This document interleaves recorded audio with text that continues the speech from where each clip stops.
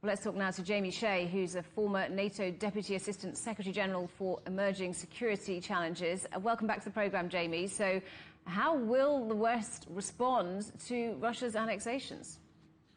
Well, Robin, first and foremost, thanks once again for having me on the programme.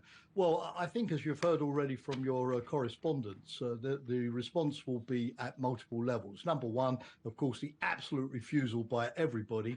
Biden has said never, never, never to recognise these sham referendums and this forcible incorporation of 15% of Ukraine's territory into Russia.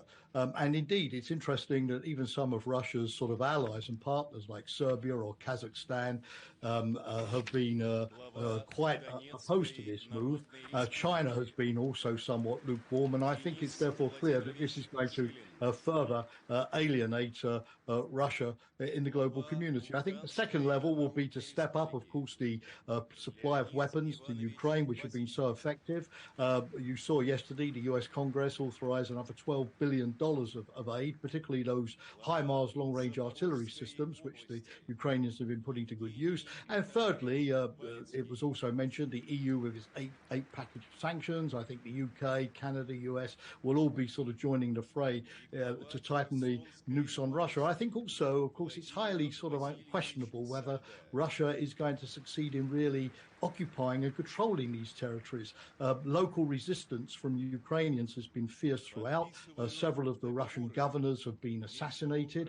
That will continue undoubtedly. And as your correspondent just said, the Ukrainian advance against Lyman means that already the so-called part of Russia, which is now Luhansk, could be back in Ukrainian hands very soon.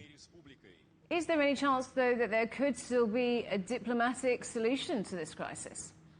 Well, President Zelensky said the other day, Robin, that if Russia went ahead, as Putin obviously now wants to do with these illegal incorporations, that would nix pretty solidly for some time to come the chance of any diplomatic talks. The problem with Putin is that every time he suffers defeat on the battlefield, and therefore logically and rationally would say, hey, I need to find a way out of this now, I need to negotiate. Instead of doing that, he goes in the other direction. He threatens with nuclear weapons, he conscripts Russians into the army, he annexed his territory, so he seems to want to sort of escalate and double down rather than negotiate. So regrettably, I don't see that happening soon. And also, frankly, as long as the Ukrainians are on a roll and regaining their territory, and the Russians obviously are on the retreat, I don't believe that Kiev will see really any great interest in compromising at the peace table anytime soon.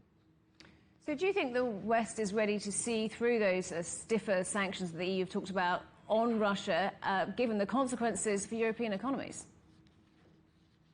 Well, so far, I think the front of solidarity has held up remarkably well. I mean, we're now 8 months into this conflict, and Europe has been experiencing a lot of the pain. Obviously, the inflation, the gas prices, the cut-off in much trade and investment.